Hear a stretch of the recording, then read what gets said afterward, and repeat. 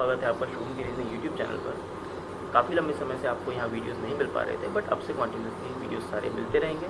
एक साथ साथ एक इन्फॉर्मेशन ये भी है कि अब से आपको यहाँ पर रीजनिंग के ही नहीं बल्कि मैथ्स के टॉपिक्स के भी कंटेंट मिलता रहेगा। और आज मैं आपके लिए लेकर आया हूँ क्वाड्रेटिक इक्वेशन का एक बेहद में इम्पॉर्टेंट टॉपिक, जिसके रिगार्डिंग आज हम देखने वाले हैं कैसे इन क्वेश्चन को सॉल्व करते हैं। चलिए शुरू करते हैं। हमारा है द्विघात समीकरण, जिसको इंग्लिश में हम क्वाड्रेटिक इक्वेशन के नाम से जानते हैं। इसके बारे में थोड़ा सा आज बेसिक जान लेते हैं। आखिर एक्चुअली क्वाड्रेटिक इक्वेशन होता क्या है। हम यहाँ पर इसे बाइलिंगुअली सीख रहे होंगे, हिंदी इंग्लिश दोनों में ही, ठीक है ना।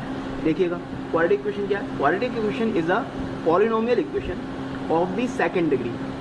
The general form is ax² + bx + c = 0। Actually होता क्या है, यहाँ मैंने बात की थी सेकंड डिग्री की। तो सेकंड डिग्री का मतलब क्या है, देखिए डिग्री से सीधा सीधा मतलब यहाँ पर है पावर से।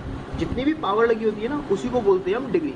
तो ये हमारा इंग्लिश में इसका फॉर्मेशन। अभी मैं थोड़ी देर में आपको इसी के साथ में हिंदी का भी बताऊंगा। तो यहाँ पे क्या बता रहा है हमको, quadratic equation is a polynomial equation of the second degree. The general form is ax² + bx + c = 0।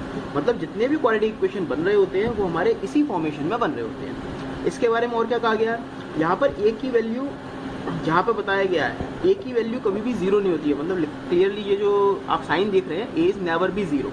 तो इसका मतलब क्या है, a कभी भी 0 नहीं हो सकता। यहाँ पर अगर a 0 हो जाएगा तो देखिए 0 का मल्टीप्लाई x² में होगा तो ऑटोमेटिकली ये पूरा 0 हो जाएगा। तो ये तो खत्म हो गया, बचा bx + c। तो ये क्वाड्रेटिक इक्वेशन नहीं रहेगी, इसलिए बताया जाता है a की वैल्यू कभी भी 0 नहीं हो सकती है। दूसरी चीज, for a = 0 the equation become the linear equation. जैसे कि मैंने अभी बताया bx + c ही रह जाएगा, तो फिर ये क्वाड्रेटिक इक्वेशन नहीं बचेगा। इसके बारे में कुछ चीज़ें और भी बताई जाती हैं यहाँ पर, जैसे कि आप देख ही रहे हैं। The letters a, b and c are called coefficients. जो a, b और c होते हैं इन्हें कोएफिशिएंट्स कहते हैं। कोएफिशिएंट क्या होते हैं, मैं सिंपल भाषा में बता देता हूँ। जो भी x के मल्टीपल्स हैं उन्हीं को हम कोएफिशिएंट कहते हैं, सिंपल। तो क्या कह रहा है, the quadratic coefficient a is the coefficient of x²। a हमारा x² का कोएफिशिएंट है, x² का कोएफिशिएंट है। दूसरा हमें कह रहा है द लीनियर कोएफिशिएंट b। जो b जो है वो लीनियर कोएफिशिएंट है, मतलब लीनियर वैल्यू x जो होती है उसका क्वाड्रेटिक इक्वेशन में जो भी हमारा कोएफिशिएंट है वो b होगा, सिंपल। नेक्स्ट हमसे कह रहा था is the coefficient of x, ये भी आपको पता चल चुका है। And c is the constant coefficient. c constant coefficient होता है, इसके साथ में मल्टीपल में लाइक x की बात जिसमें हम करते हैं, यहाँ पर x² कुछ भी नहीं होता है, ये कांस्टेंट रहता है। Also called the free term of constant term. तो यहाँ पर इसे हम फ्री टर्म के तौर पे भी जानते हैं कि ये फ्री टर्म होता है, या फिर आप कह सकते हैं ये कांस्टेंट कोएफिशिएंट के तौर पर वर्क करता है, सिंपल। कांस्टेंट टर्म भी कुछ लोग इसे कह देते हैं, कई जगह फ्री टर्म बोला जाता है। आगे पढ़ लेते हैं, इसका फॉर्मूला क्या होता है। फॉर्मूला कुछ इस तरह से वर्क करता है, क्वाड्रेटिक इक्वेशन विद रियल और complex coefficient has 2 solutions. Always आप ध्यान रखिएगा, क्वाड्रेटिक इक्वेशन जब भी आपकी बन रही होगी हमेशा उसके 2 आंसर्स आएंगे। जनरली हमेशा उसके 2 ही आंसर्स आते हैं, तो इसीलिए हमें बताया गया है coefficient has 2 solutions called roots, जिन्हें हम रूट्स भी बोलते हैं, which may or may not be real given by the quadratic formula.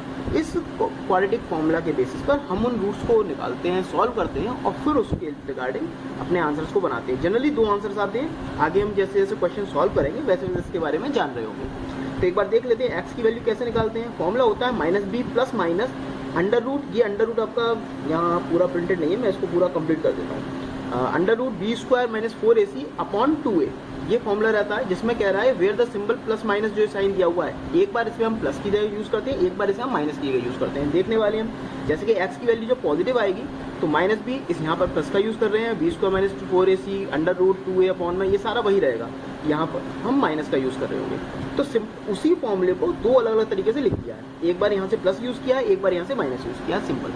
Next यहाँ पे हमसे क्या कहा गया है, आगे हमें इसी सॉल्यूशन के रिगार्डिंग हमें थोड़ा सा और डिटेल में पढ़ने को मिलता है, जो हम इसके टाइप्स को पढ़ रहे होते हैं। तो उसको पढ़ने से पहले एक बार हम जरा इसको हिंदी में भी जान लेते हैं, हमारे हिंदी व्यूअर्स जो है उनको भी पता चल रहा है। जैसा कि मैंने बोला है कि आप उनको हिंदी में भी बताऊंगा मैं, और इंग्लिश, दोनों ही लैंग्वेजेस में बताने वाला हूँ। तो देखिएगा, द्विघात समीकरण हिंदी में बोलते हैं क्वाड्रेटिक इक्वेशन को, किसी भी क्वाड्रेटिक इक्वेशन को आप हिंदी में द्विघात समीकरण बोलते हैं, ठीक है।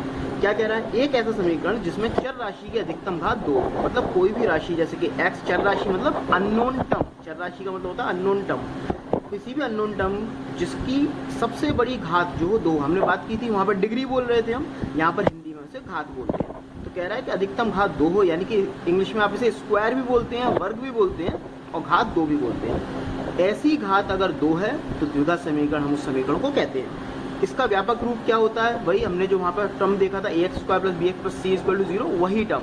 a कभी भी 0 नहीं होता, same cheese. a b c हमारे यहाँ पर कोएफिशिएंट्स हैं, उनके बारे में बताया गया। द्विघात समीकरण के मूल क्या होते हैं? चर राशि के वे मान जो समीकरण को संतुष्ट करते हैं, समीकरण के मूल कहलाते हैं, जिनको हम वहाँ पर रूट्स कह रहे थे, वहीं यहाँ पर सिंपली हम कह सकते हैं कि इन्हें मूल कहते हैं हिंदी में। द्विघात समीकरण का हल क्या होता है? अलग अलग तरीकों से हम इनका सॉल्व करते हैं, वो भी सीखेंगे। तो चलिए अब इसके बारे में आगे डिटेल में जानते हैं कैसे हम इसको सॉल्व करने वाले हैं। तो चीज़ें हमारे पास सारी सामने ही हैं, 1 बाय 1 देखते चलते हैं। तो सबसे पहले हम बात करने वाले हैं डिस्क्रिमिनेंट के बारे में। आखिर ये डिस्क्रिमिनेंट क्या होता है, इसमें रूट्स के फंक्शन क्या होते हैं, कैसे कैसे वर्क करते हैं, तो आइए इसके बारे में थोड़ा सा जान लेते हैं। तो देखिए ज़्यादा कुछ नहीं है इसमें, बहुत ही ईजी टॉपिक होता है। और एक बार ज़रा मैं इसे सेट कर दूँ। ओके, तो देखिए सबसे पहली चीज़ क्या है?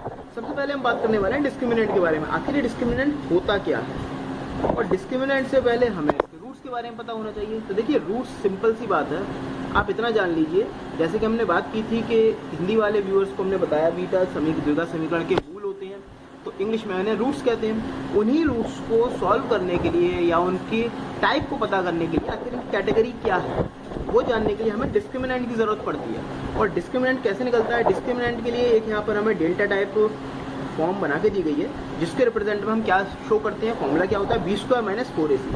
तो b² - 4ac is called the discriminant of the quadratic equation. किसी भी क्वाड्रेटिक इक्वेशन का डिस्क्रिमिनेंट क्या होता है?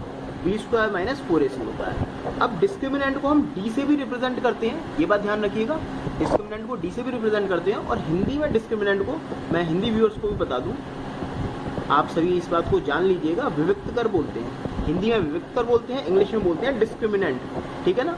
फॉर्मूला आपका यही होता है b² - 4ac। इसके 3 कंडीशंस, इसकी आपको 3 कंडीशंस मिलेंगी और वो तीनों कंडीशंस आपको सॉल्व करनी आनी चाहिए। क्या क्या है? सबसे पहली कंडीशन देखिए, अलग अलग कंडीशंस आपको मिलने वाली हैं, हर कंडीशन के बारे में आपको जानकारी होनी चाहिए। सबसे पहली कंडीशन क्या होती है? फर्स्ट कंडीशन होती है हमारे पास जहाँ पर रियल रूट्स मिलते हैं। मैं इसको सिंपल भाषा में बता ही देता हूँ कि आखिर ये होता क्या है। देखिए b² - 4ac अगर बड़ा है 0 से, मतलब आपने फॉर्मूले में इक्वेशन से a की, b की और c की वैल्यूज इस फॉर्मूले में पुट की, और जो भी आंसर आया वो अगर 0 से बड़ा है, तब रूट्स कैसे होंगे? दूसरी कंडीशन, अगर b² - 4ac की वैल्यू 0 के बराबर हुई, इक्वल हुई, तब क्या रूट्स होंगे?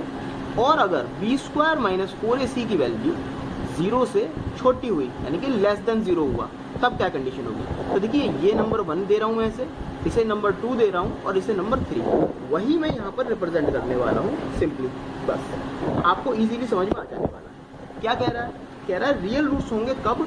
जब b² - 4ac की वैल्यू 0 से बड़ी हो जाएगी। सिंपल, जब b² - 4ac की वैल्यू 0 से बड़ी हो जाएगी, तब रूट्स हो जाएंगे रियल। बात क्लियर है? मैं बिल्कुल सिंपल भाषा में बता रहा हूँ, आप इसे पढ़ लीजिएगा एक बार, तो एक बार समझ में आ जाएगा। दूसरी कंडीशन क्या होती है? अगर b² - 4ac की वैल्यू 0 के बराबर हो गई, तो वहाँ पर रूट्स इक्वल हो जाएंगे, दोनों रूट्स इक्वल आने वाले हैं। तीसरी कंडीशन होती है, अगर b² - 4ac की वैल्यू 0 से छोटी हो गई, तो वहाँ पर रूट्स आपके इमेजिनरी हो जाएंगे। अब इनको मैं हिंदी में बता देता हूँ। रियल का मतलब होता है, देखिए यहाँ पे लिख दे रहा हूँ, रियल को हिंदी में आप बोलते हैं वास्तविक, मतलब मूल जो होंगे आपके वास्तविक होंगे। इक्वल का मतलब तो आप जानते हैं समान, ठीक है ना। और इमेजिनरी का मतलब होता है काल्पनिक। तो ये इनकी कैटेगरी हो जाती है कि मूल आपके इस तरह के आएंगे। उम्मीद करता हूँ आपको आज का सेशन समझ में आया होगा, और हम इसी के नेक्स्ट टॉपिक को, इसी के नेक्स्ट लेवल को आगे बढ़ा के लेके चलेंगे नेक्स्ट वीडियो में। तब तक के लिए गुड बाय। वीडियो को लाइक कीजिए, शेयर कीजिए, सब्सक्राइब कीजिए मेरे चैनल को। Thank you.